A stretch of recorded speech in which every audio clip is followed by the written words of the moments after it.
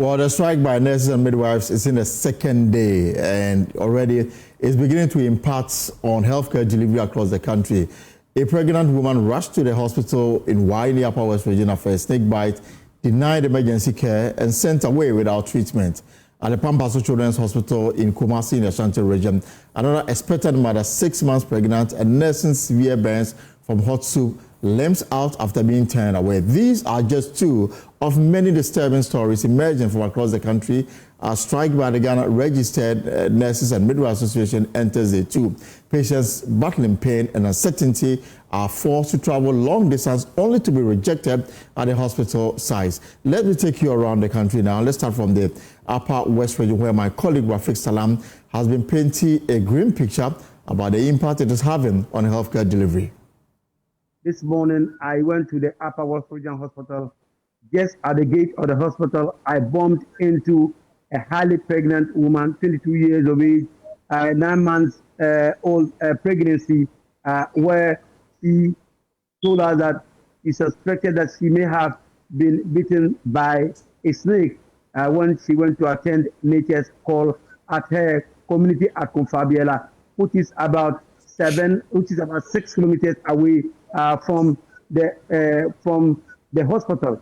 And so the husband picked her on a motorbike and they came straight to the Upper West Region Hospital, where they first went to the OPD department of the hospital, and then also they didn't get the needed help that they wanted, the care that they wanted. From there they moved to the emergency and also to the antenatal. We were also told that the woman was supposed to go for scanning today at the hospital, and this unfortunate incident happened. And so these department that she went to at the hospital, she was not given the needed care. And so she and the husband decided to go home. So I asked the husband what will happen next. And the husband told me that maybe probably he doesn't wish that, but maybe the woman was destined to die because they have no other alternative to go than to. The only alternative that they have is to take the lady to the herbalist for them to see whether they could be able to get some kind of care from them. Well, in the Ashanti region, our correspondent Clinton Yabua reports that another injured, heavily pregnant woman was turned away due to the ongoing strike. The Ghana Registered Nurses and Midwives Association industrial action continues unabated. Some patients of the Maternal and Child Health Hospital in Kumasi, including pregnant women, are leaving the hospital premises without receiving care. And then my first time, but I'm almost on strike. It's no me and me and Shem. Scan. This is my first time, but I couldn't access help. I have been turned away. This could be detrimental. Nurses for no some more painful because obi nim de okofie ka akoto no obi ho awoyare ne ho mfa no adurasa waba hospital. Some of the patients here are with critical conditions, especially the pregnant women. Some are in their last stages.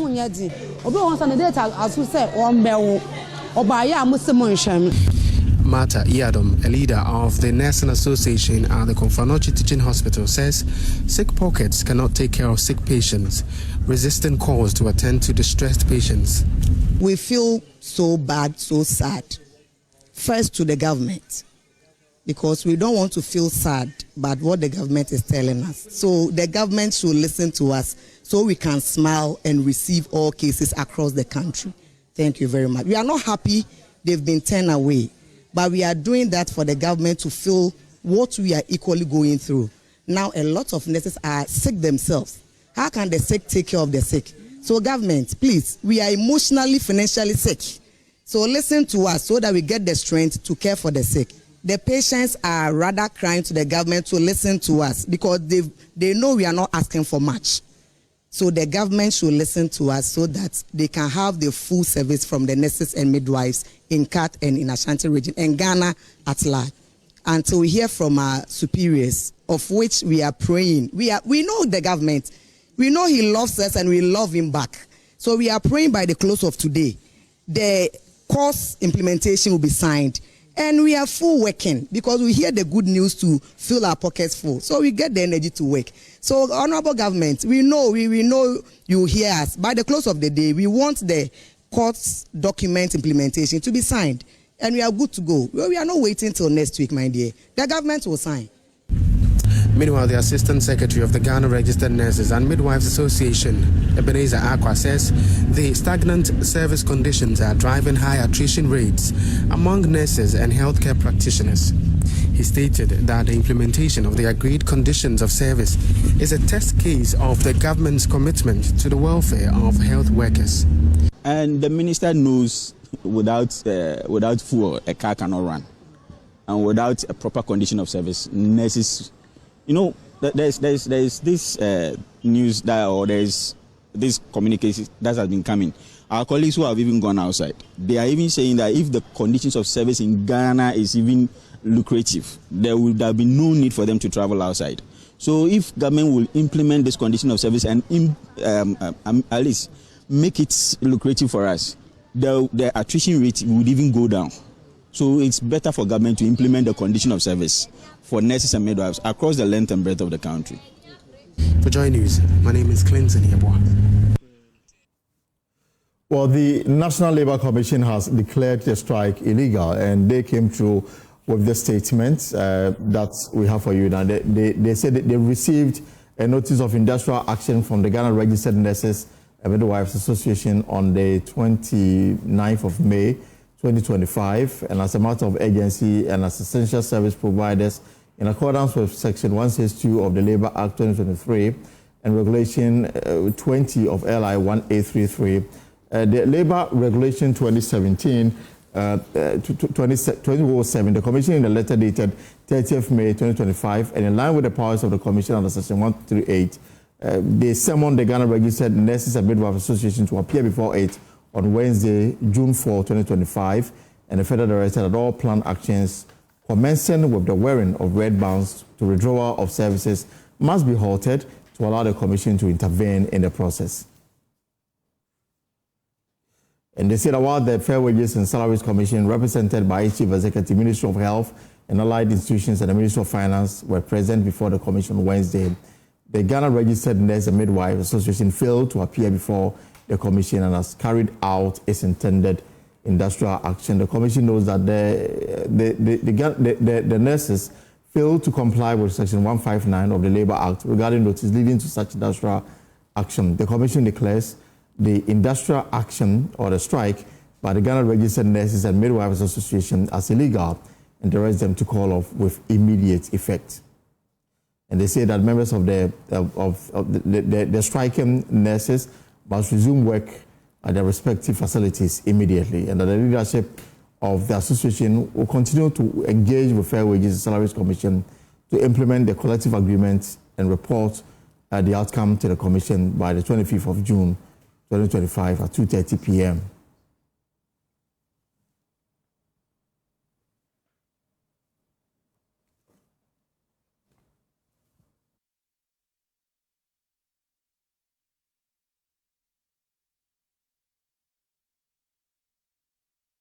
Right, so we'll get back to this story. We'll get answers from the Health Ministry and, of course, the National Labour Commission on, beyond the statement, what else are they doing to get the striking nurses and midwives back to work. But let's talk about another matter that is equally important, and that's the destruction to our forests and our water bodies by illegal mining. And officials of the Takwa Forest District Office are living in fear after scores of illegal miners attacked their office following a crackdown on illegal miners who besieged the Neum South Forest Reserve on Monday. The mob of illegal miners have since Monday been frequenting the office in a series of protests and threats, preventing the forest office from operating peacefully. And my colleague Russell Saridonko, who has been following this story, joins me in the studio. So, Russell, can walk us through what really is happening in the Western region? So, the Neum South Forest Reserve, has been attacked for some time. And recently, the Forestry Commission has done a great job together with the security agencies. They've been able to flush illegal miners out, and they want to keep it that way. And so they have eyes monitoring what is happening in there.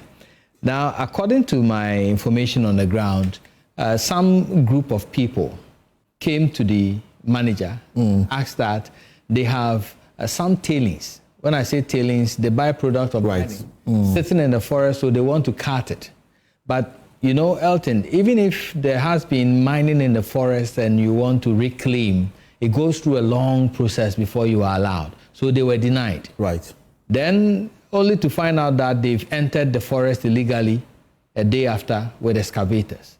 So the Forestry Commission Rapid Response Team moved in there and set one excavator ablaze. And this is what has angered the illegal miners. They moved to the office, attacked the office, locked the doors, and prevented the people from entering the office to discharge their duties. The Forestry Commission staff? Yes. So they locked the forest office on Monday, preventing them from entering to do their legitimate business. And since then, on Tuesday, they came there. On Wednesday, they've been there to the extent that they've slashed the tires of the district manager's vehicle, preventing him from moving the vehicle from the site. Well, are they that helpless in protecting themselves?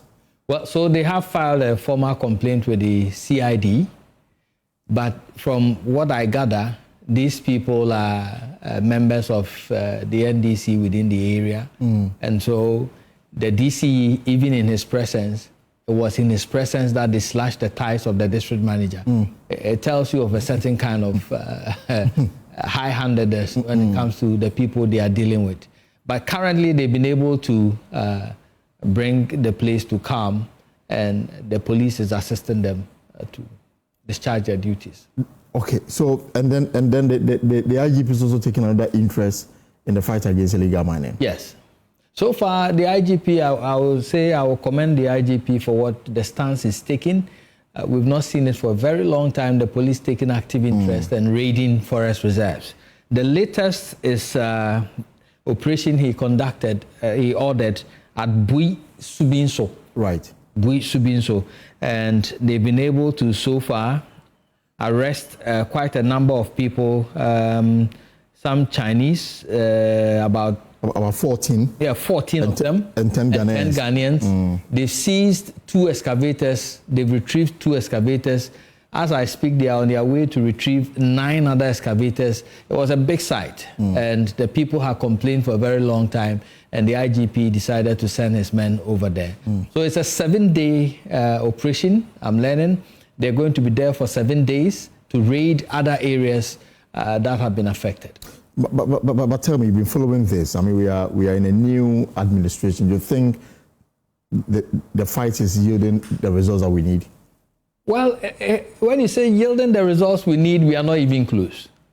But what has started and is continuing so far needs to be commended, because we do not want the IGP to lose steam and move out. But we rather want other security agencies to join. All these activities should go in line with other initiatives as well. Alternative livelihood empowerment programs. We should also be, by this time, talking about reclamation. So all the areas that we've been able to flush them out, can we go in and start reclamating? But that is a controversial issue, because the moment you give somebody an opportunity to reclaim, then they go there and they start mining. Right. So that is where we, the media, and other CSOs need to come in and monitor that process closely. But then today, for example, and we'll get to that video shortly, President Mahama mentioned, for example, that they have so far seized over 300 excavators. And government has announced plans that in case you want to import the excavator, you need permits.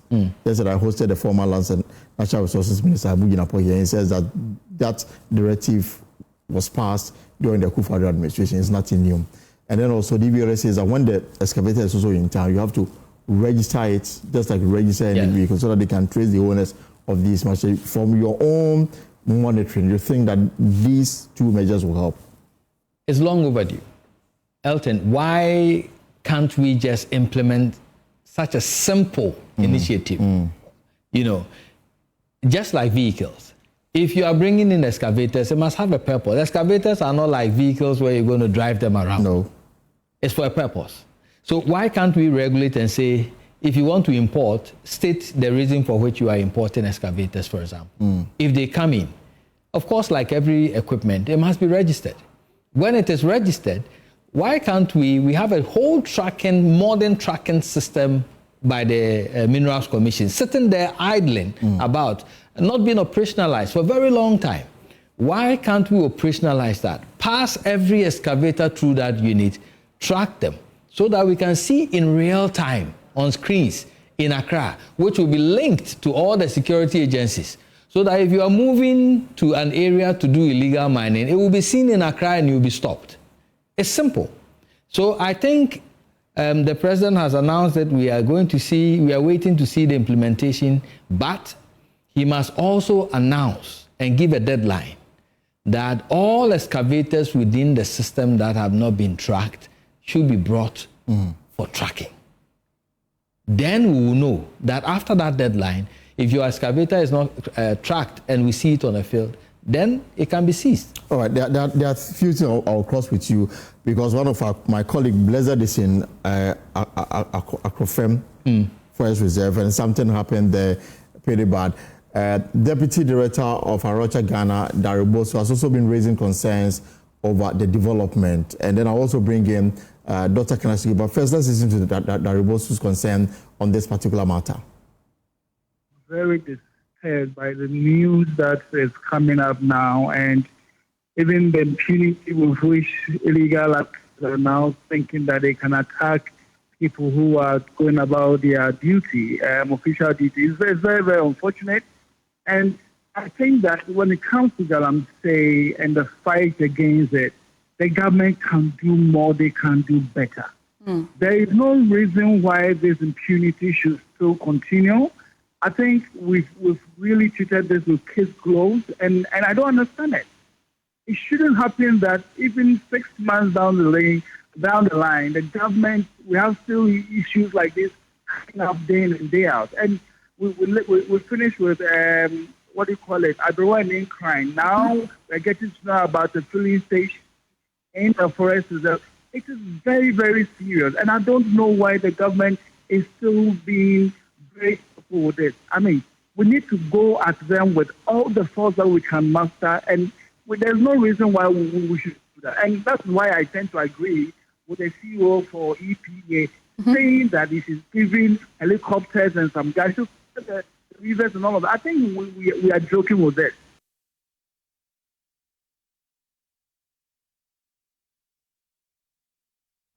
Meanwhile, government is from today implementing what it calls the no permits, no excavator policy.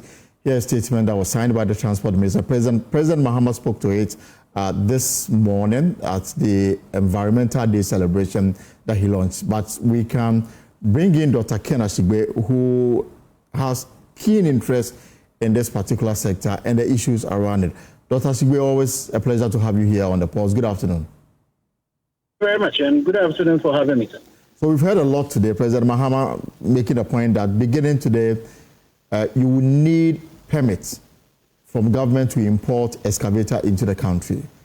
Abu Ginapo told me yesterday that that particular directive was, initiated when he was the sector minister.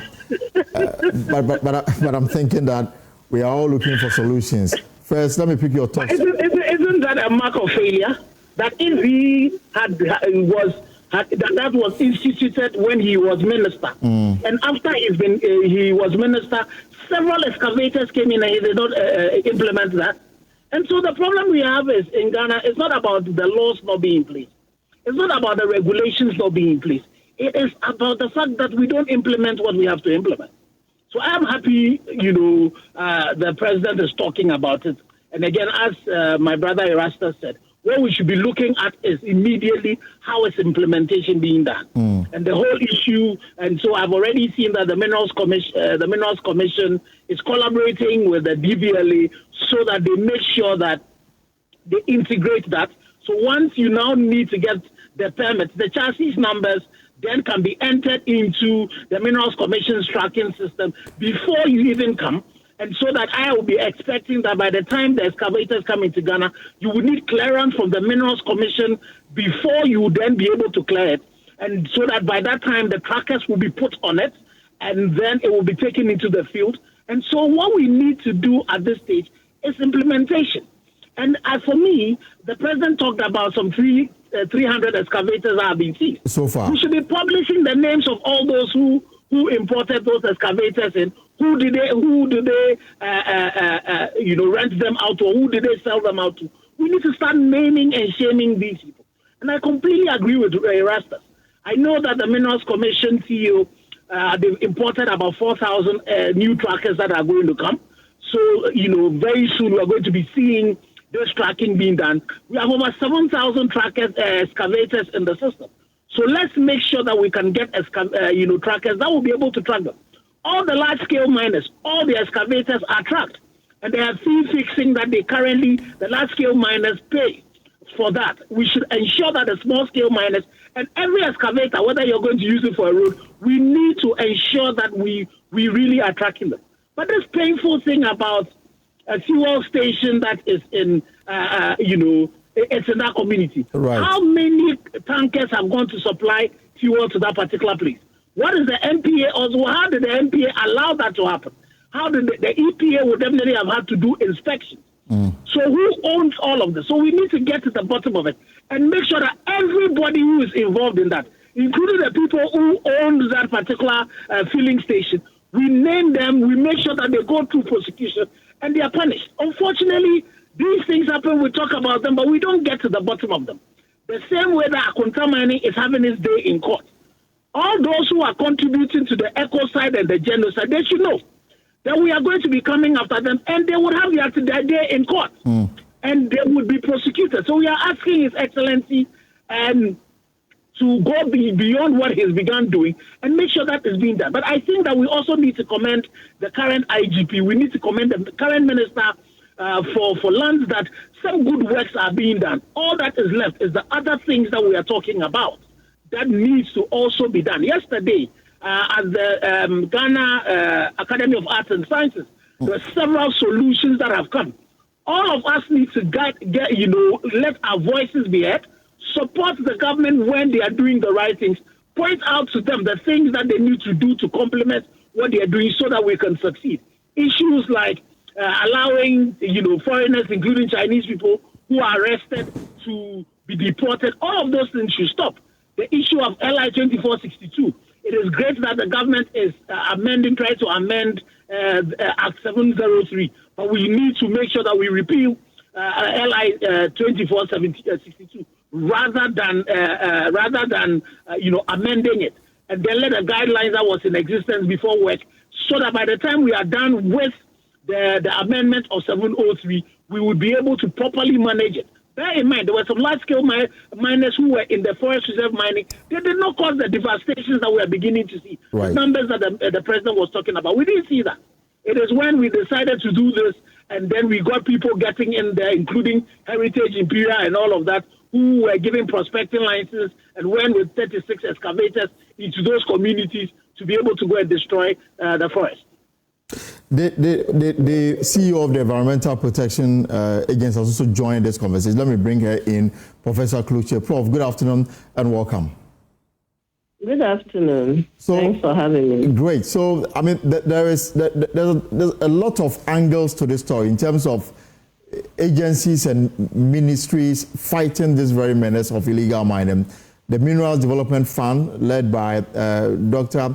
Hanabisi, they're doing their own thing. The EPA is also undertaking a similar exercise just to ensure that we're able to deal with this particular matter once and for all. And you see, for example, I read somewhere that you say that if you are provided with helicopter and a few other things, you'll be able to deal with this thing once and for all. But from your own angle, how is it going as far as your own contribution is concerned? Yeah, thank you. So, as we have heard from the various speakers, there are a lot of efforts going on at the moment in this fight. So the EPA is also doing its own monitoring and making sure that this problem or challenge that we find ourselves in, we are able to get it out as much as possible.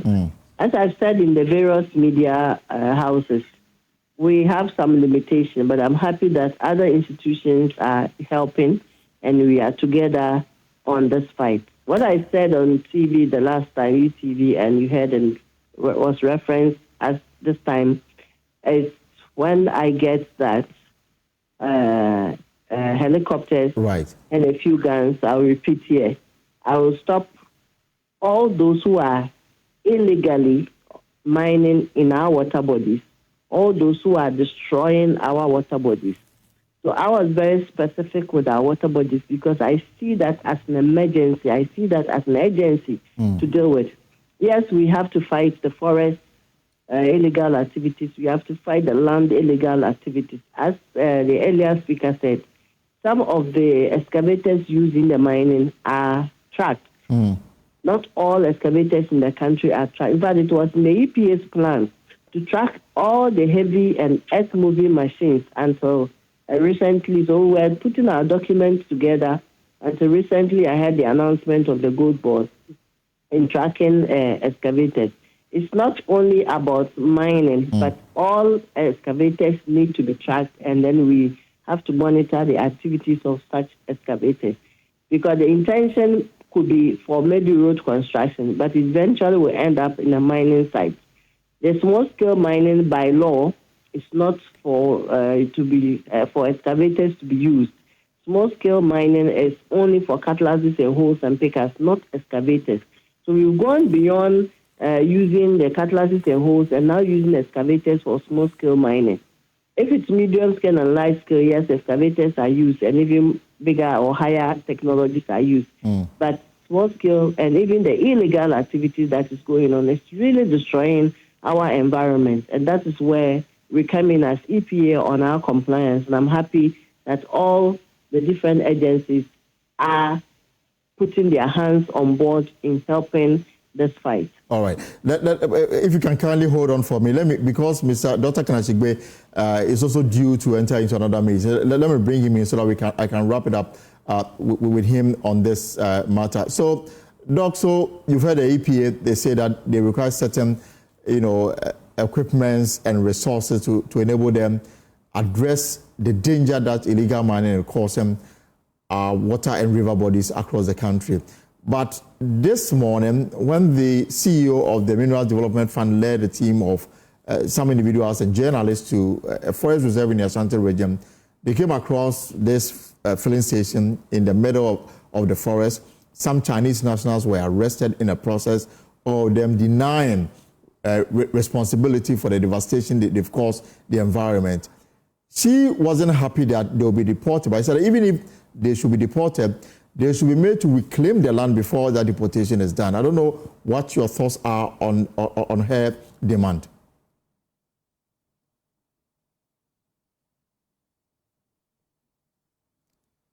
Hello, Doc. We don't seem to have Dr. Kanashigbe on the line, so right.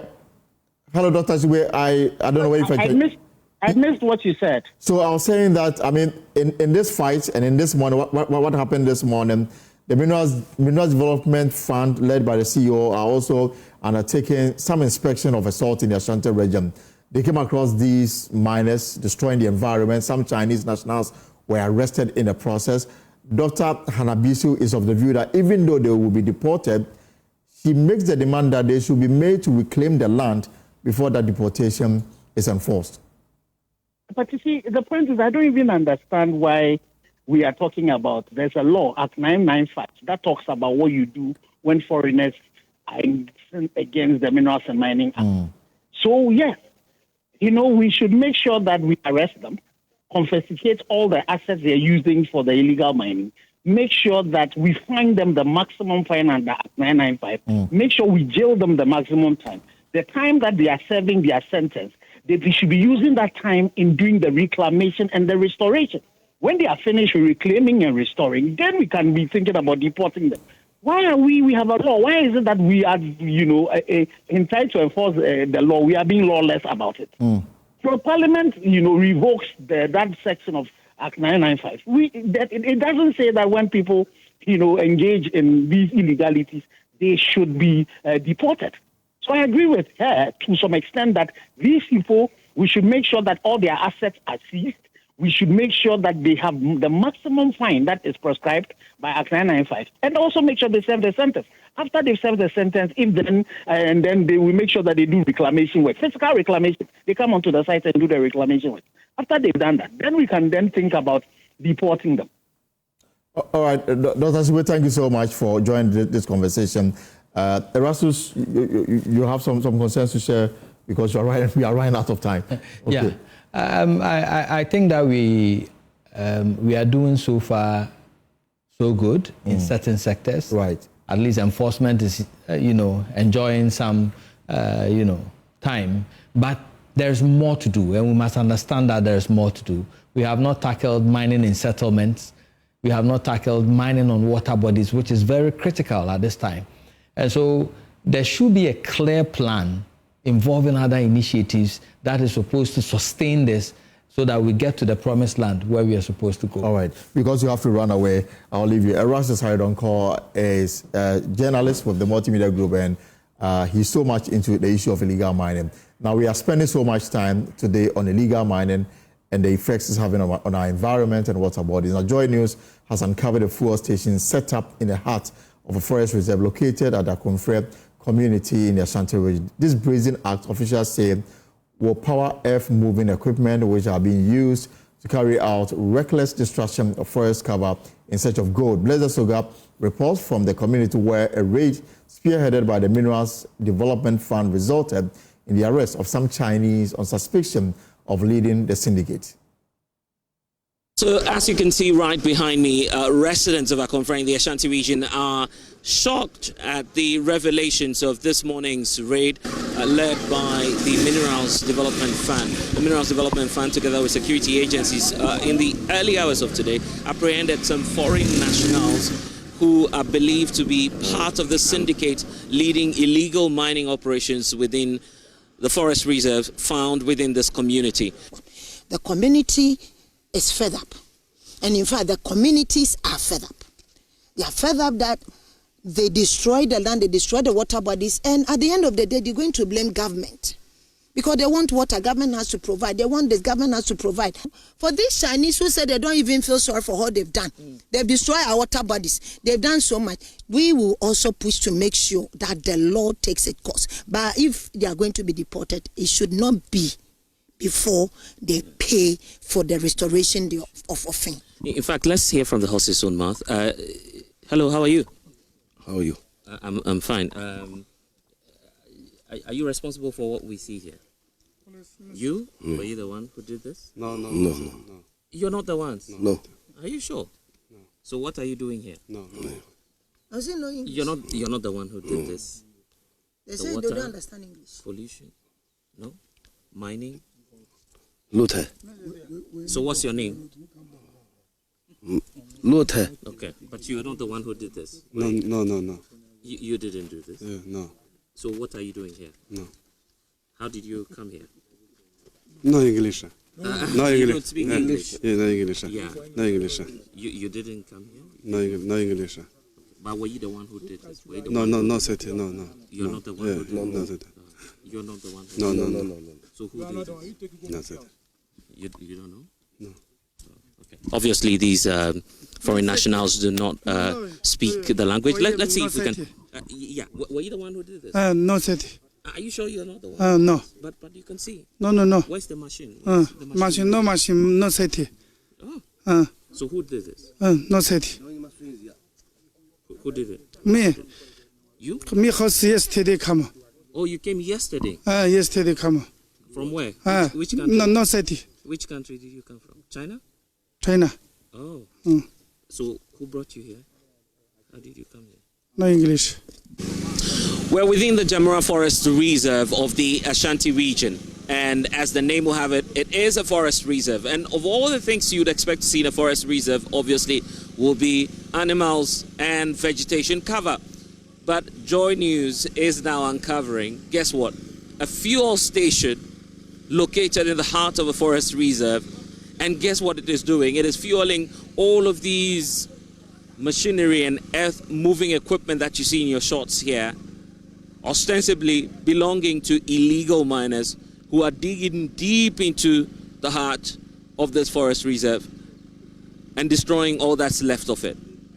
And that's why we're here joining this task force by the Minerals Development Fund, led by its chairperson or executive, Hannah Louisa Bisu-Kote, who's very unhappy about the activities of these illegal miners and saying that this should be the point where it all ends. We've been interacting with some persons as well who are part of this task force, finding out what the scope of this operation is and what the implications will be going forward. There's Ogan reporting for Joy News, Jamara Forest Reserve, Ashanti Region.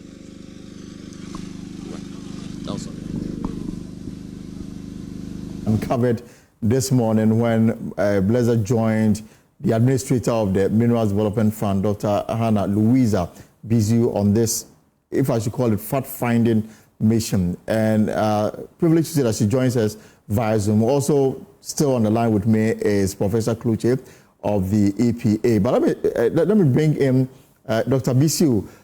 You must be shocked at what you uncovered today.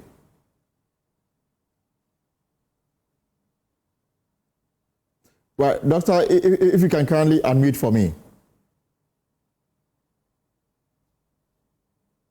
Okay, thank you very much. So I ask, I mean, you must really be shocked at what you uncovered today. I think if I say I was shocked, it will be an understatement. There are two things that we saw: the destruction of the forests in the community and the destruction of Ofen River. Ofen is completely gone. They've cut off one community from the other, so the children in the other side of Ofen cannot come to school. So they've been out of school for weeks, if not months. We were there in one of the sister communities last week, and they complained bitterly. So we had to, use some sort of strategy to get into the community today, because anytime you try the normal way, they escape. And we saw a major destruction of Ofen. Ofen has completely been diverted. It's turned to red, and huge pits. A small community has about 40 excavators, and there's a filling station that takes care of these excavators in the middle of the forest. And we have these Chinese, they had actually gone to the mine and they had come back. We waited for them to come, and then we apprehended them and we went back to their site. Some of the excavators, as we got there to the site, they took them away. But what is happening is disastrous. I think one of your guests talking about the Mineral and Mining Act, Amended Act 2019. This Section 3 talks about foreigners when they are caught doing mining, what should be done to them. So as we speak, we have pushed for court. We went to court, and so we did not sleep on it, went to court. But before we got here, even in the village, so we had these thugs coming and besieging the place, besieging us, basically hostage, gunshots everywhere. They will not allow us to go with the Chinese. Today? Yes, today, this morning. Yes, this morning. It was a hostage style of thing, and machetes hitting the vehicles, or not let us go, shooting, and the villagers, everybody was running. And what I said was that, come hot me, these Chinese will go with us. You can shoot. The only thing, my concern was, we had journalists with us. I mean, for the journalists, yes, but for the rest of us, you become part of the security task force. Right. We managed to push through, finally, through a lot of struggle and hustle. Then we got to Inehimim police station. Then the police asked them to block us again, these same facts. to divert us and direct us to release the Chinese to them. That place, I really got upset because with everything we went through in the village, it was between life and death issue, where you've been held basically hostage under gunshots because you've arrested these Chinese who have committed such crime against humanity, crime against our water bodies, crime against our forests, crime against our nation. Then we manage to pull through. We get here, then you bring them to block us again with waving guns and stuff. So I came out and I said, look, enough of this. So I told the police commander that we are not living even a pin with you because it happened in your jurisdiction and it's just around the corner. Last time we were here, they escaped. Today we've come for them. Right. So we went to the police at the central police station and we went to court. So they've been reminded. And we're going to push for the enforcement of the law, the Act, the Mineral Mining Amendment Act in 2019, the Section 3. It talks about the penalties points that they should be either of the penalty points or imprisonment 20, not less than 20 years and not more than 25 years. Right. Or you can do both. Exactly. We are going to push this time for both. You see, because these communities, if you see the state in which these communities are, you can't even describe it. You can't describe the state, but we have to develop these communities. There's no way you succeed in treating a patient if what you do is just to treat symptoms. Headache, you treat headache, you treat this. But the main cause is what we're tackling now. And we're going to push for them to pay for the restoration of the land. River Fin. No, they have to restore the river. We have to dredge and bring the river back to its normal course, and then now reclaim, around of it. Right. Some of the land is off forest, so the off forest, when they reclaim, we plant coconuts so that the coconuts will now be beneficial to the community. And we will also push for them to, reclaim that where they have all these excavators. 23 were parked there, the others were on site.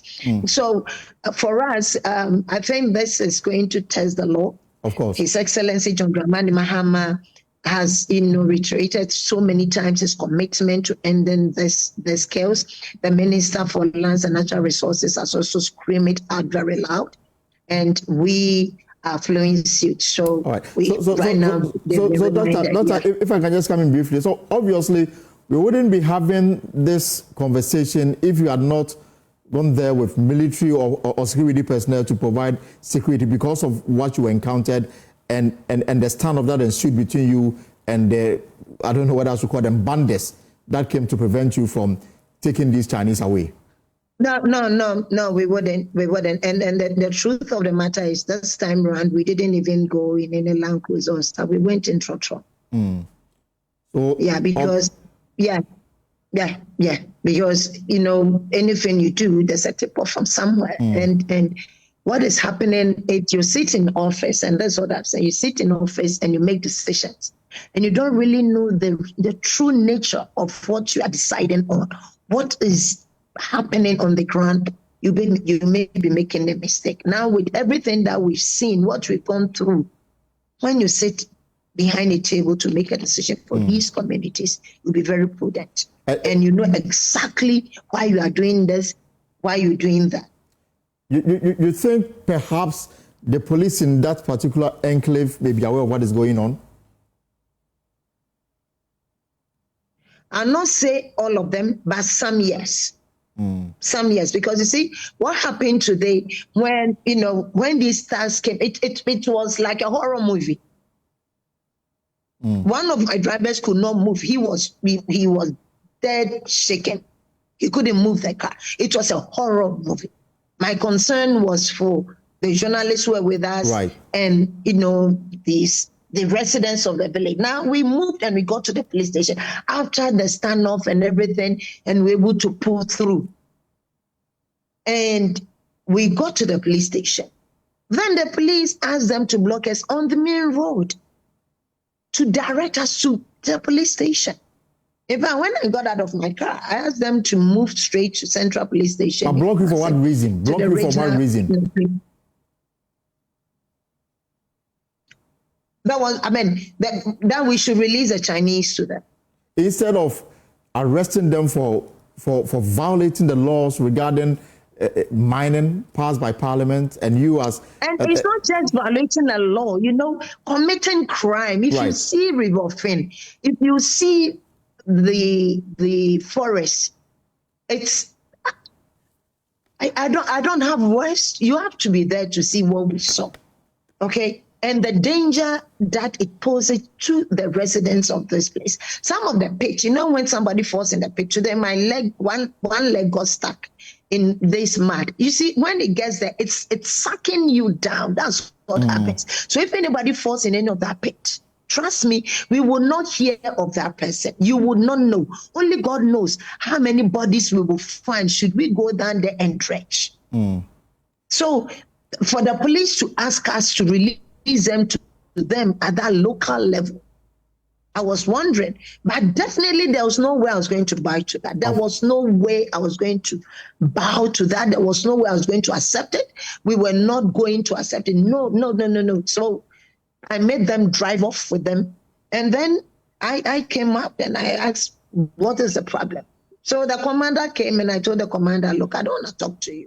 I don't have anything to say to you. If you have something to tell me, I'm ready to listen. But I have nothing to communicate to you. What I need right now is get your tax off the road because we are moving and we are not giving you anybody. We are taking the Chinese to the regional headquarters and we will push for the law to take its course. You've been here all this while. We came from Accra. Since yesterday, we've not slept. Right. Some of my staff didn't go to work. The conduct of the police is something that you may... Please, the conduct of the police is something that you may report to the Interior Minister because he's made it clear. Any police officer under whose jurisdiction there is illegal mining, you will be transferred. Please, I've done so already. Okay. I've done so already. I've actually made the formal report to the region, and I've informally debriefed the Interior Minister because by the grace of God, he had a program here, so I went with my uproar like that, and I went to make the informal, report to him because I know that the regional commander will make the formal report because in my presence they made a call to the commander, and he was directed to make sure that none of the excavators leave that place. So I think they've already started taking steps. So I've made the formal report. I just want to say thank you to Jesus because what happened this morning was a horror movie. And so for any of the team members to be out safe, and Joy FM, we thank you for your presence. We thank TV3 and all the others who came along with us because it's a very high risk. But you see, if we are afraid to tackle it, then we will never succeed. And I was coming to the question whether this has shaken you or this has rather embodied you to do not at all. More. Zero, not at all. My major concern were the residents and the others who were with us. Zero. Okay. Zero. I'm not that type. I don't know yet. I don't get, because you see, I've been trained to know that, you see, you live for a cause and you die for a cause. And so if we have to work, we work. We are provided security, so we got to work. I mean, the security is not for me to sit in office and be only signing documents and do it. No, I have to go to the ground and see. We were going to continue with our community engagement, and wherever the community complains of trouble, we will get in there. We pick arms, pistols that have been loaded, we don't even know whether they are registered. Well, they're with the police and all that. So I'm sure, the law finally will work. The other matter is the fuel station that you came across in the middle of the forest. And we know that you cannot set up a fuel station without authorization from the MPA, for example. This is not the one when we used to call the GAO, but this is clearly a sophisticated one. I don't know whether you were encouraged to know whether they were able to show you documentation that granted them the permit to set up that fuel station there. Yeah, now we've taken them to court, and court has reminded them. And so we are now trying to head off to Accra. Okay. And so we have our coordinator, the regional coordinator will follow up all these measures. And when it gets to the time that they have to build them or something, MDF will come back in again. MDF is the voice of the communities. We are supposed to redress every negative effect that mining has on these communities. And there are communities screaming for help. Right. In fact, today they were very, very, very happy with what happened. And the excavators that you came across, about 24, is it your recommendation that perhaps the police should take it up and then seize all of them? There are more than 24. Okay. 24 was at one side, but on site. So when you count all, you'll be having about 40 excavators. In one location? So, yeah, one location was a 24. That's where, that close to the filling station. Okay. But in the middle of the forest. But by offing, where they've diverted offing, that counting, those that we found out that you should be getting about 40 excavators. So we've asked the police to take care of it. We want it seized, and we want these excavators auctioned. We want the monies to be channeled through, the reclamation of the land and the restoration of Offin River. Allow the river to follow its natural course. We've spoken to the regional minister as well, and I think you'll be preparing for some machines to go carry them and bring them here. Last week we went to one bush where we found a brand new excavator. When I say brand new, shining metals, everything, the rubber around it, brand new, in the middle of the bush. So people are not ready to stop. And so we have to take the fight to them. And I'm sure that as we go, they will know that now we will live with them in the communities. We're not going to do the normal way they will know and tip off. We will live with them. And when the time is right, we arrest them. All right. Dr. Bisu, thank you so much. I mean, this is the first time the leadership of the Minerals Development Fund is actually on the ground. They are not just sitting in the office, but they're on the ground ensuring that sanity prevails as far as the mandate is concerned. Thank you very much, and thanks for your support. We continue to update you as we progress. Right. Dr. Hannah Louisa Bisu, of course, is the administrator of the Minerals Development Fund, and she was just recounting what she and her team went through today in trying to deal with the matter of illegal mining in Akumfred Forest Reserve in the Ashanti region. Remember that President Mahama is also talking tough on this particular matter, the Environmental Day celebration today. He says that they've seized 300 excavators. Now, there is a permit regime. If you want to import an excavator, you need authorization. And when this is already in Ghana, you need to go through registration at the DVLA before that excavator can be allowed to work. Professor Kluche with the EPA is still with me. Prof, I mean, you've heard Dr. Bisu recount her story. Quite scary. I don't know if you want to share some thoughts on this before I ask you a few issues on the environment.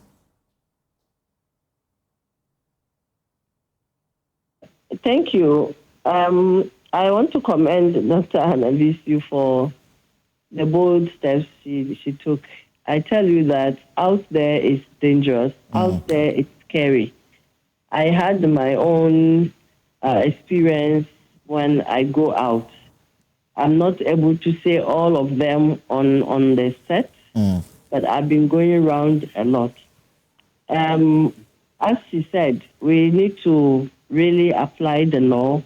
And for me, it doesn't matter who is causing it, foreigner or local or anyone.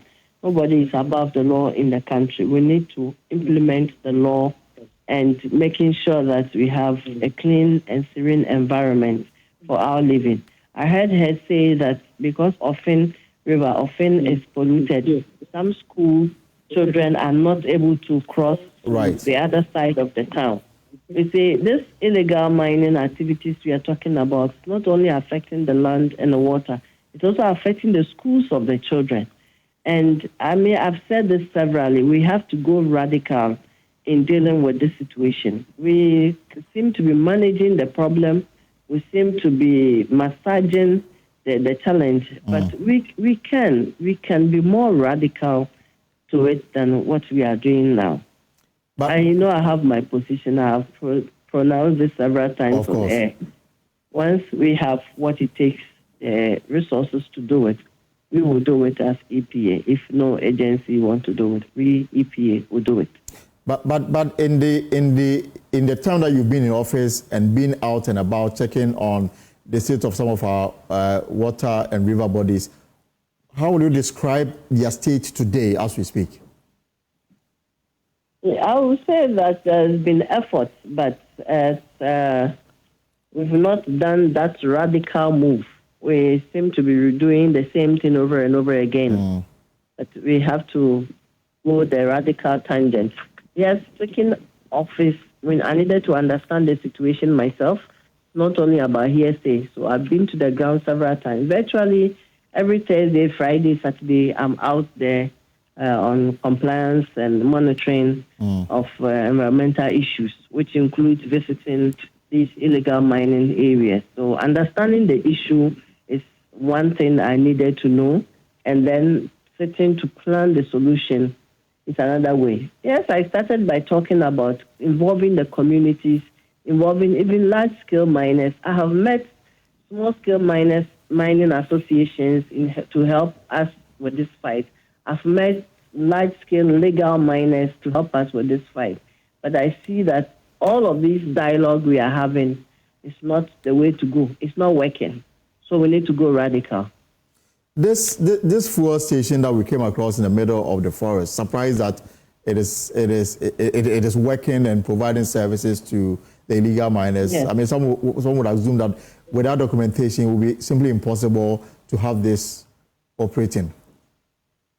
No, I'm not sure they have any permits to provide those services, and even to site filling station or site in a forest area. It's not allowed. It's completely illegal. I'm not sure if we can check their papers. I'm not sure they have permits from EPA to site a filling station there. I'm not sure they have permits from Petroleum Commission. Everything they do there should be illegal. I'm not sure NPA will give a permit for a filling station to be sited in a forest area, and I'm not sure they have EPA permit as well. For EPA, before we give the permit, we go to inspect the area where you want to operate, assess the environmental impact, project it before we allow the permit. So I'm not sure they do have EPA permit. Everything they are doing there is illegal. All right.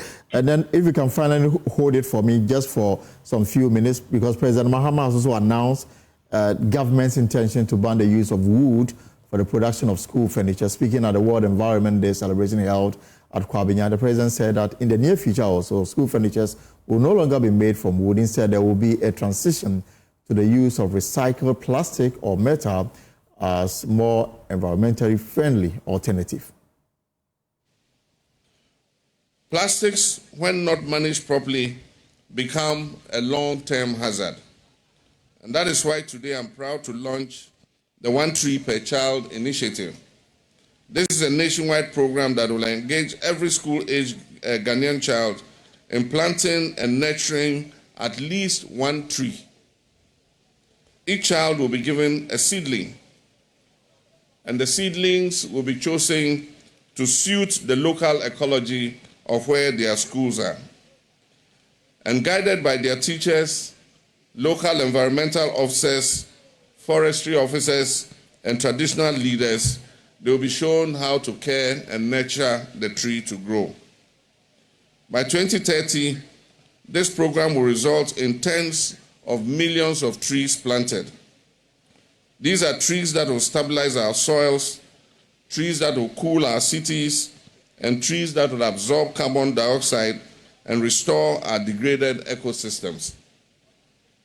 More importantly, each tree will serve as a lesson in responsibility, sustainability, and civic pride. This new initiative builds on the foundation of the Tree for Life afforestation program, which I launched in March this year in Nkawie in the Ashanti region.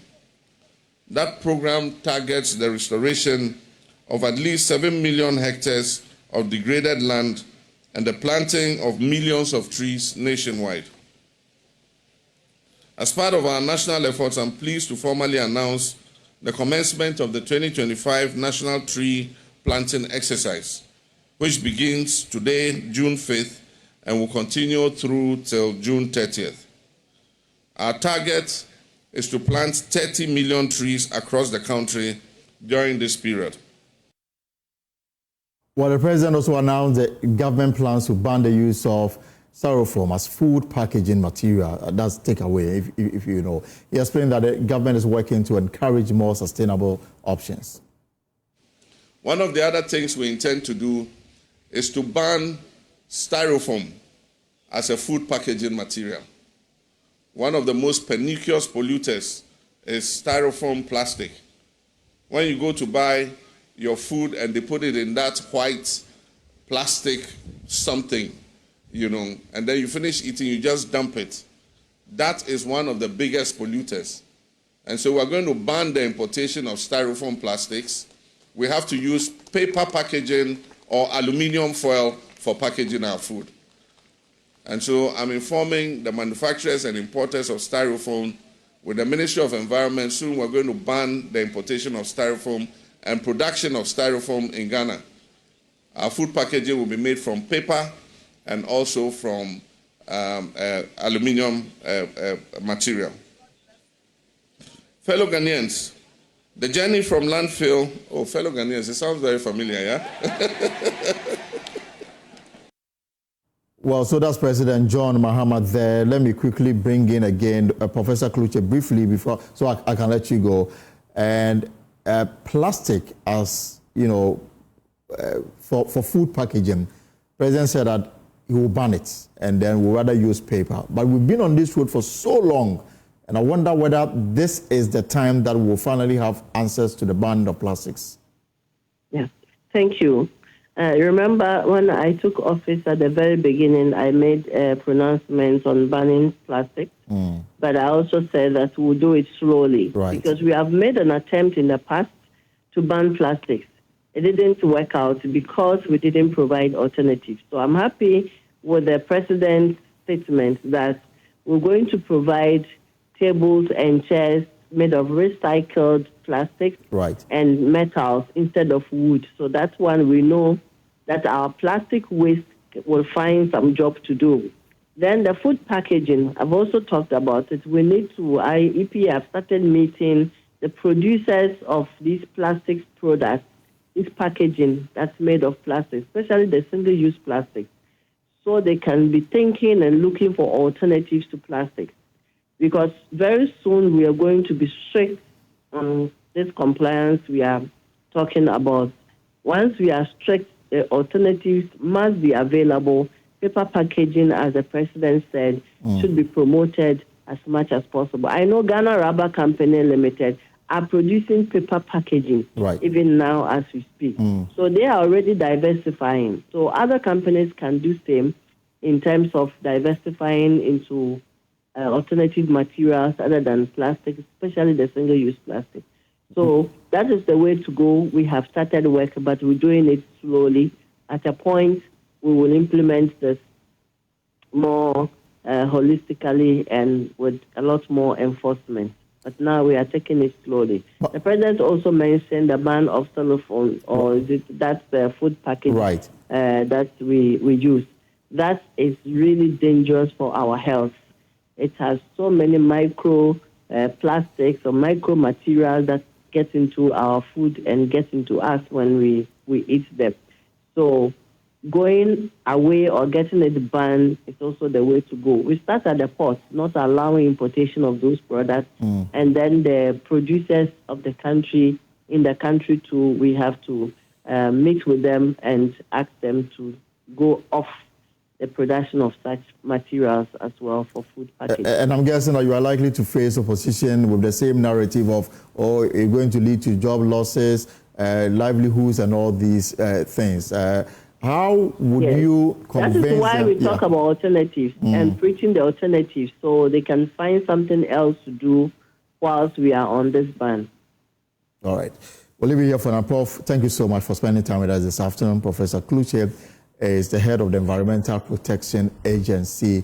And of course, we have been talking about it. The Pulse, as always, is brought to you by Defendrio. And Defendrio is your one-stop shop for if you have cough and other related issues, you need Defendrio, this and any other to help you deal with the cough and associated matters. Where if this is the Pulse, your comments are welcome. We are live on X Spaces, on YouTube, on Facebook.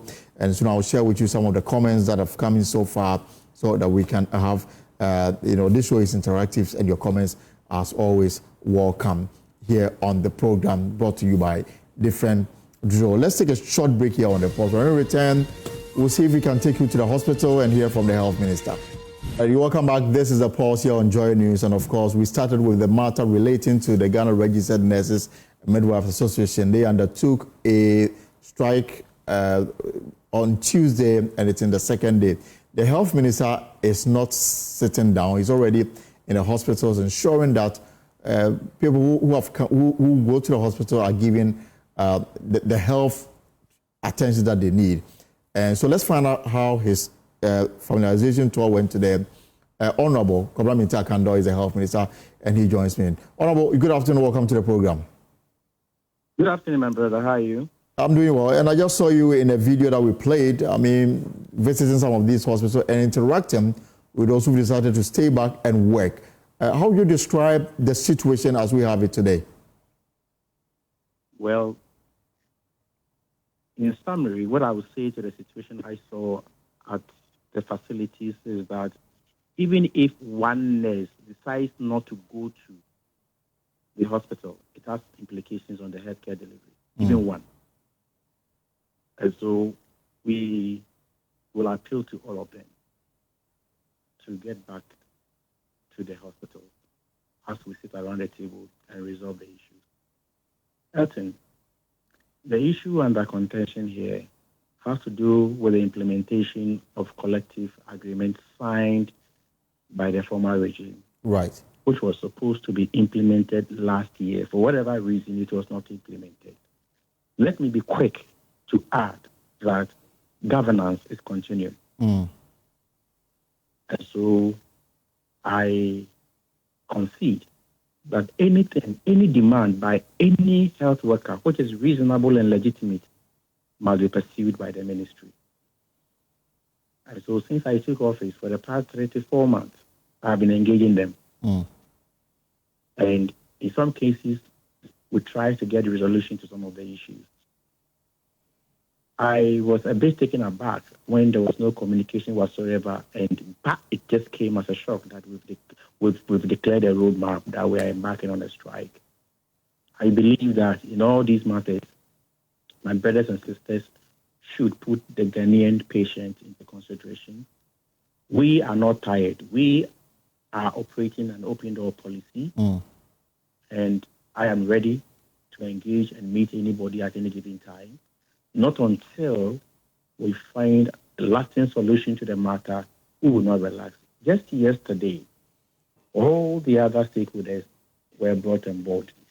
We were around the table. The Ministry of Health was around the table. Ministry of Finance was around the table. Fair Wages was there. Labor Commission. But my brothers and sisters couldn't come. You understand? And there was a ruling to that effect. But that is not even my interest. We are the mother ministry, and we must behave as mothers. And so we are calling on them to come and let's talk. Look, we have been in constant interaction with the Ministry of Finance, and this goes beyond the Ministry of Health. But our understanding is that the matter is now on the decks of the finance. It may not be your problem, but because they are under you in terms of employment, But what our checks suggest that it is up to now to the Minister of Finance to sign off on it so that this can have some kind of implementation. But not until I cannot absolve myself completely from it, unless you are absolving me. But I cannot absolve myself or my ministry completely out of it until the full implementation of the agreement. We cannot take ourselves from it because we are their employees. Okay, and so yes, I agree that where it has gotten to, the minister or the Minister of Finance will have to play a key role of which we are engaging the ministry. But I can tell you the Minister of Finance is committed in finding solutions to this matter. He's so committed. I'll be speaking to him, but we cannot be on a strike and negotiate at the same time. Right. With the greatest of respect, I think they must come. Even today, this night, they want to meet me. And I've been trying to reach out to them. So Ethan, all that I'm saying is that, look, we do not want to underrate the impact of the industrial action, not at all. I am not ready to underrate it. Even if one person absents himself or herself from going to work, it has its own implication. So not until this matter is resolved, I am not prepared to relax. And I'm not ready to push responsibility onto anybody. I'm not ready to, say, because it's not a matter of the Ministry of Health, no. That is not what I'm interested in now. I am ready to be on board fully to make sure that we have an amicable solution to this matter and they return to the various hospitals and then do what they are supposed to do for the betterment of the country so that we don't lose any life that is, a preventable situation. And so, anybody listening to me now, they know the efforts I put in to resolve other complicated issues. They know. So, since I came, I've opened my doors. We've met about more than 6 times. Okay. You see, when you don't have anybody to listen to you, when nobody is opening his or her door to you, you have nobody to hear you out, and you are frustrated, and you are embarking on such an action. You have every right to do so. When it is not when we are ready, anytime, both official and non-official, to listen to you to find solutions, with the greatest of respect. Life lost can never be retrieved. And that is what I think we must all consider. Yeah. So Honorable, what will it take to get this agreed, conditions of service underway? So you see, our last meeting, but our last one meeting before they declared the roadmap, we agreed that all the stakeholders must come together and see how we can all implement this thing. Yesterday, a similar thing happened.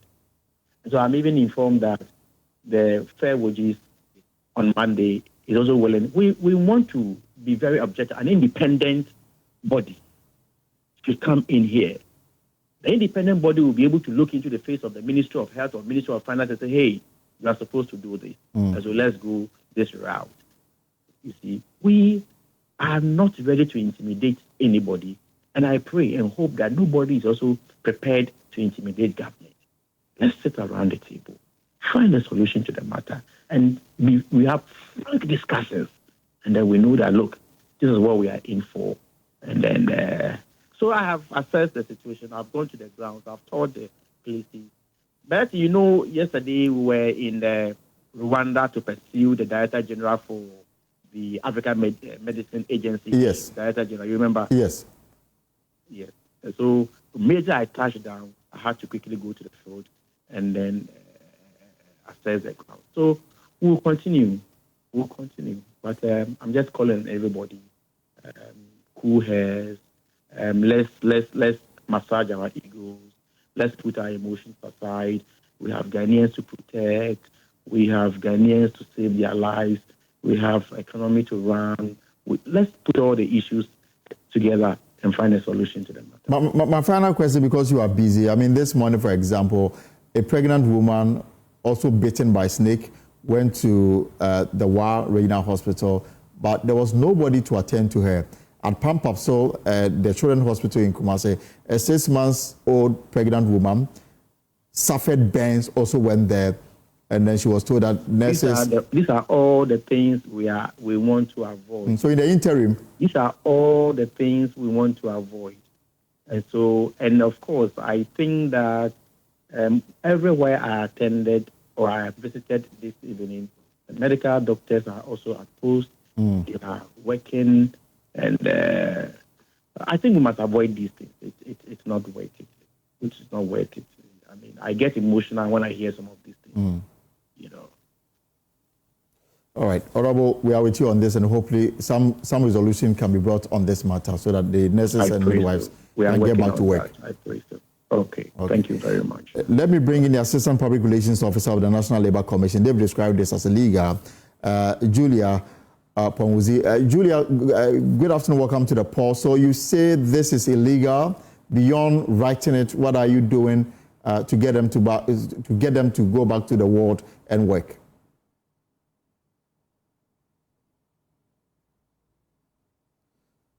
Hi, Madam Julia, if you can hear me. Well, we'll try and get her attention and bring her on. She's the Assistant Public Relations Officer of the National Labour Commission. In a statement, they've described this strike by the Nurses and Midwives Association as illegal. And so we want to understand what they intend doing beyond writing this and asking them to return to work. But this is the pause here on Joy. You heard the Minister says that they are still engaging. Even tonight, they're having another meeting to see how best they can resolve the matters relating to the nurses and midwives. They say that this set of conditions agreed and signed by the employer and the employee, awaiting Ministry of Finance clearance so that implementation can start, was done last year. Government or governance is a continuous program. Even though the NDC is new in office, they expect that implementation should start as early as possible. And this is already creating issues across the country as people who are in search of urgent healthcare are denied. And they made it clear that they may even get those who are on admission out of the hospital so that the strike can take full effect. Let me see if I can bring in Julia again. Julia, good afternoon. Welcome to the Pulse.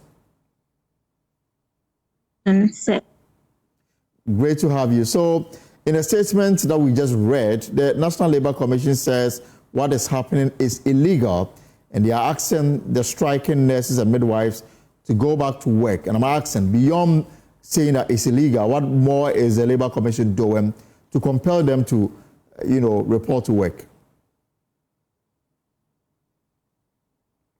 Yes, so far what we have done is to order them to call off their strike with immediate effect, as well as to resume work at their respective facilities. And the fair wages is supposed to lead the engagements between the union and the employer. As you are aware, fair wages is the lead negotiator for government. And the reason why we are also asking them to call off the strike is to enable parties engaged to reach an amicable settlement. It is unfortunate if they are unwilling to call off the strike, but it's prudent that they call off the strike so that parties can reach a settlement. We all understand that they are an essential service, and as a result of that, their strike is supposed to be settled within 3 days. So if they're on strike, it doesn't create that cooling off period for parties to come together to engage or to negotiate, which is unfair. It's an unfair labor practice if you look at things from that aspect. So we are calling on them to call off the strike, taking into consideration the fact that they are an essential service, and it's prudent that they call off the strike for parties to be able to engage on that note. What about the concerns that they have, that even though they have agreed with governments on new conditions of service, government is reluctant to implement it? Surely they have a case. Okay, so at the hearing, their employer has acknowledged the importance of engaging with them to resolve all these issues of non-implementation of their conditions of service.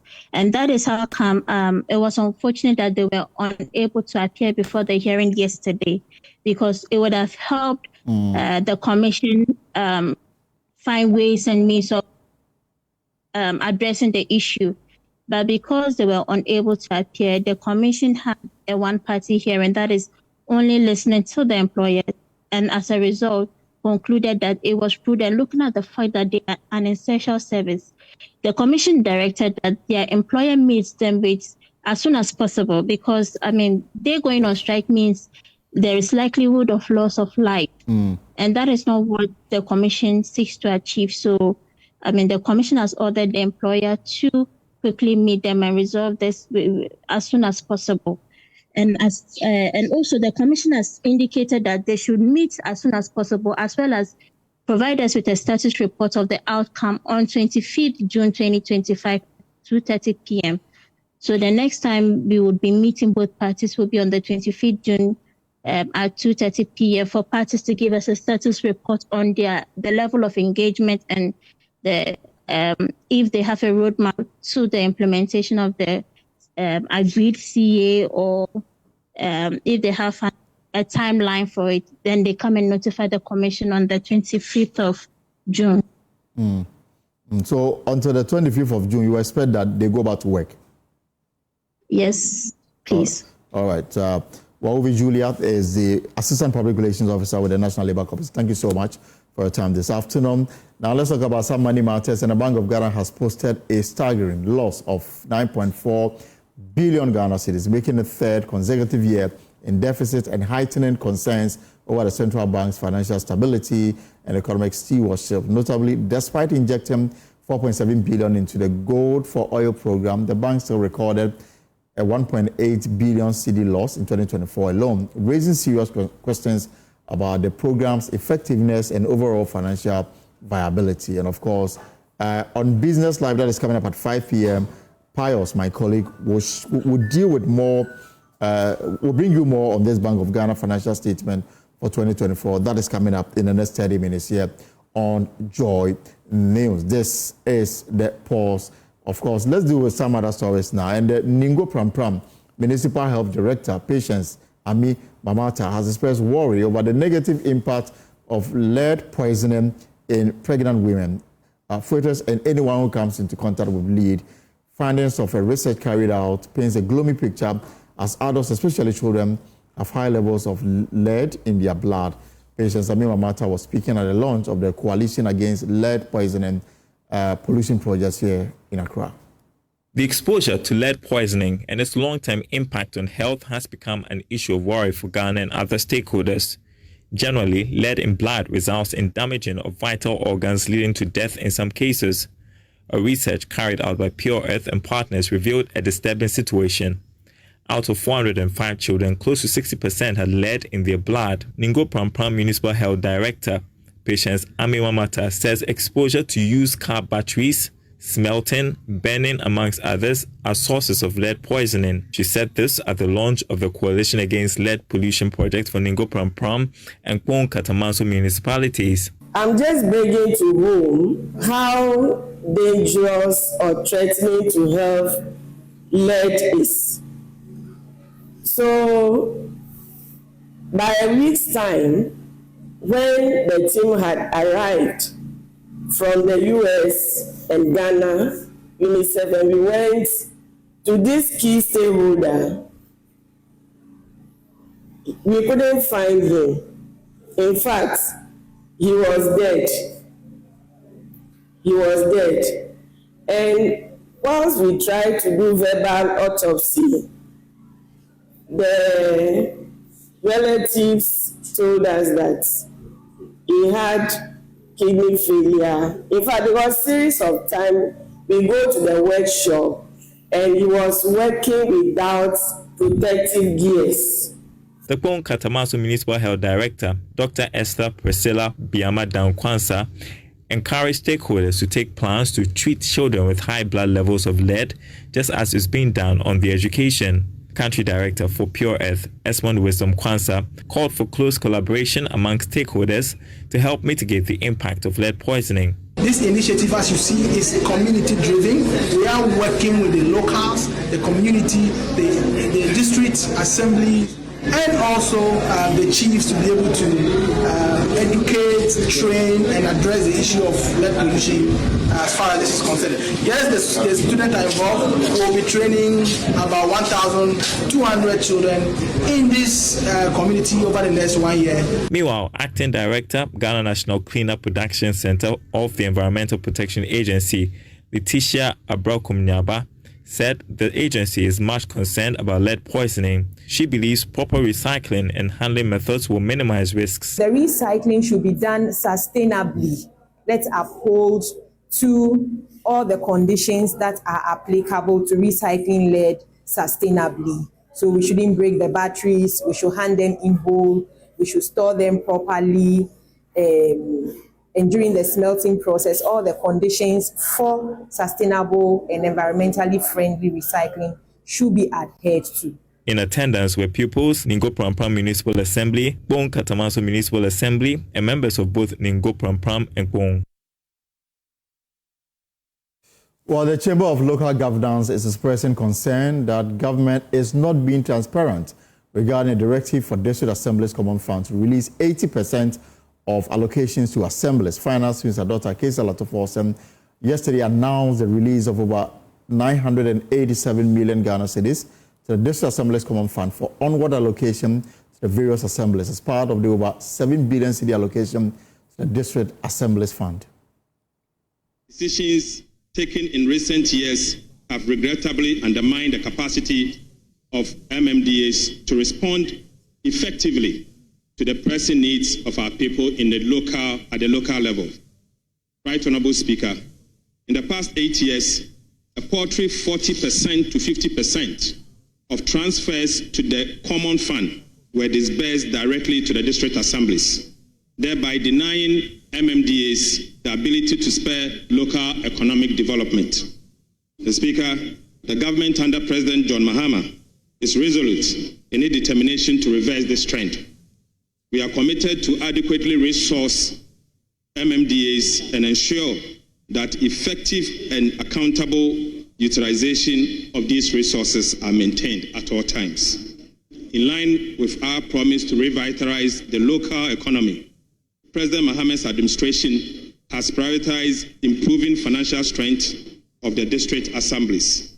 I wish to commend members of this House for endorsing, as part of the 2025 budget, government proposal to ensure that a minimum of 80% of allocated District Assembly Common Fund resources are transferred directly to MMDAs. Mr. Speaker, in view of that, every District Assembly will receive a minimum of 25 million Ghana cedis this year. A minimum of 25 million Ghana cedis this year. Mr. Speaker, our resource extends beyond mere release of funds. We have taken decisive steps to ensure that these resources are utilized in line with government economic objectives. Mr. Speaker, as I say, a minimum of 25 million Ghana cedis will go to every district assembly, a minimum. As at yesterday, we have transferred the sum of 987 million. Mr. Speaker, as at yesterday, the district assemblies has received, and we have the District Assembly Common Fund has received, and we have transferred the sum of 965,965,073 Ghana cedis from the consolidated fund to the District Assembly's Common Fund, being the first quarter amount due the District Assembly Common Fund for the year 2025. All right, before we go, let me take you outside the shores of Ghana. And U.S. President Donald Trump and the new German Chancellor Friedrich Merz are meeting in Washington, D.C. this week. It is the first time the two leaders are meeting face to face, and the first official trip to the U.S. as Chancellor Merz. Here with more on this particular story is Emily Lechner in Berlin, and I'm interested in knowing the kind of topics that the two leaders will be discussing. There are three central topics of discussion. The first is the war in Ukraine, of course. Trump told mayors during a phone conversation a few weeks ago that he supports European efforts to bring an end to the conflict. So there will certainly be talk of how to do this, or at the very least, how to get Russia to agree to an unconditional ceasefire. Then there is the issue of trade. The 50% tariffs on steel and aluminum just went into effect. And if Europe and the White House can't agree on a deal by July 9th, then Europe will see 50% tariffs on all other imports coming into the U.S. Germany is facing a recession. Its manufacturing sector, particularly the auto sector, isn't doing well. So Merz has a big incentive to find a solution by this new deadline. And the other item of discussion at the meeting is going to be how to calm growing tensions in the Middle East. Well, Merz hasn't been in office very long. Does he have enough of a relationship with Trump to sway the needle on any of these issues when other EU leaders haven't been able to do so? Yeah, that's right. I mean, the fact that Merz doesn't have much of a history with Trump yet may work to his advantage right now. At the moment, Trump and Merz at least appear to have gotten off on the right foot. Merz is staying at the official guest house of the White House. That's considered an honor. German media is even reporting that Trump and Merz are on a first name basis. So maybe I should say Donald and Friedrich. And that they've even swapped cell phone numbers. There will be a luncheon. There will be a press conference as well. So there's the optics right now are that they are getting along. And Merz has made foreign policy a major focus so far, and he seems to be positioning himself as an important broker between the White House and Europe, similar to what we have seen with French President Emmanuel Macron and Trump. But Merz and Trump don't always see eye to eye. Trump wants NATO members, for example, like Germany, to increase their financial contributions to 5% of their GDP to the organization. This is something that Merz insisted during his election campaign that Germany wouldn't do, even though now he seems to have come around to the idea through a proposal that's being drafted by NATO's head, Mark Rutte. So Trump might take this as a sign that Merz is willing to negotiate and come around to his side. That may help Merz in the future. But we also may see some friction when the finer points of this proposal are being discussed. And when it comes to ending the trade war as well. So not everything is harmonious, even though right now it does seem that they are getting along. And then finally, are there more points of friction between Berlin and Washington? There has been some tension, particularly between Berlin and some of the members of Trump's administration. For example, Trump's Vice President J.D. Vance, as well as his Secretary of State Marco Rubio.